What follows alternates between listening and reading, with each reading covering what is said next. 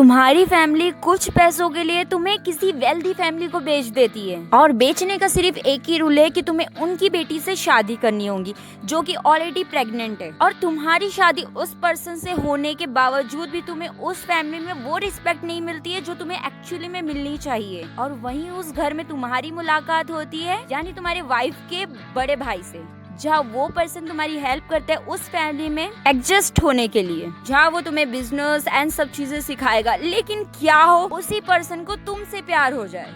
इस सीरीज को देखने के बाद मेरे एक्सपीरियंस की ऐसी तैसी हो गई है, क्योंकि भाई मुझे इस सीरीज में एक कैरेक्टर पे मुझे स्टार्टिंग से इतना ज्यादा तरस आ रहा था, ऐसा लग रहा था सारे लोग बस उसका फायदा ही उठाना चाहते हो। असल में ये स्टोरी का सबसे बड़ा ट्विस्ट उसी से ही जुड़ा है। हाँ भाई, इस सीरीज का नाम है बिटर स्वीट लव, जिसे देखने के लिए तुम्हें 12 एपिसोड देखने को मिलने वाले हैं और ये एक चाइनीज सीरीज होने वाली है। तो और तुम ये एक्सपेक्ट कर लो कि इसकी स्टोरी कितनी ज्यादा डेंजरस होने वाली है। कहानी की स्टार्ट होती है लू फैंग से, जहाँ उसकी फैमिली कुछ पैसों के लिए उसकी शादी एक वेल्दी फैमिली की लड़की से करा देती है। एंड शादी के बाद लू फैंग को लगता है कि वो एक लग्जरियस फैमिली में जाकर उसकी लाइफ बेटर हो जाएगी। लेकिन बीजिंग में जाने के बाद उसको ये रियलाइजेशन होता है कि उसकी लाइफ उतनी बेटर नहीं है।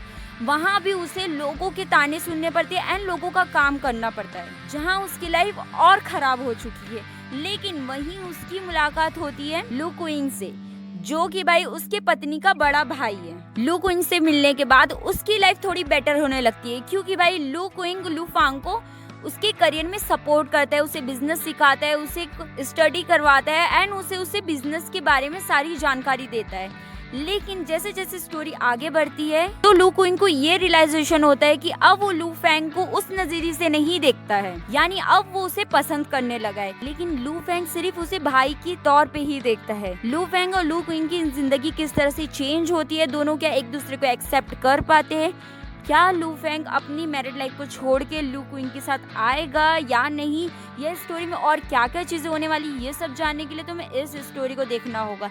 अगर मैं अपना सजेशन दूं इस स्टोरी से रिलेटेड, भाई मैं बता रही हूँ, मैं फर्स्ट एपिसोड देखी थी तो मुझे लगा कि इसकी स्टोरी बस जीजा एंड साली की देखने मिलेगी।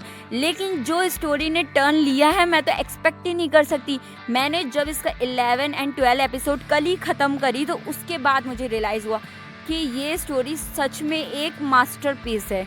मैंने कभी इतना गंदा रिजेक्शन झेला नहीं है अपनी लाइफ में। मुझे एंडिंग पता है एंडिंग क्या होगी, मगर इसने जो मतलब ये ऐसा था कि भाई स्टार्टिंग से लेके एंडिंग तक के लू फांग ने ना सारी स्टोरी को कैप्चर कर लिया है। यानी समझ लो जो भी चीज़ इस स्टोरी में हो रहा है वो लू फैंग ही करवा रहा है। एंड उसके बाद जो चीज़ें तुम्हें देखने को मिलेंगी, मैं इससे तुम्हें बता के तुम्हारा मजा किरकिरा नहीं करूंगी। तुम जाओ इसे जाकर देखो, और ये चाइनीज सीरीज है, तुम्हें और क्या ही देखना है, जाओ इसे जाकर देखो। और मुझे कमेंट करके ज़रूर बताना कि तुम्हें लू फैंग पसंद आई या लू क्विंग पसंद आया, मुझे कमेंट करके ज़रूर बताना। तो थैंक यू एवरीवन।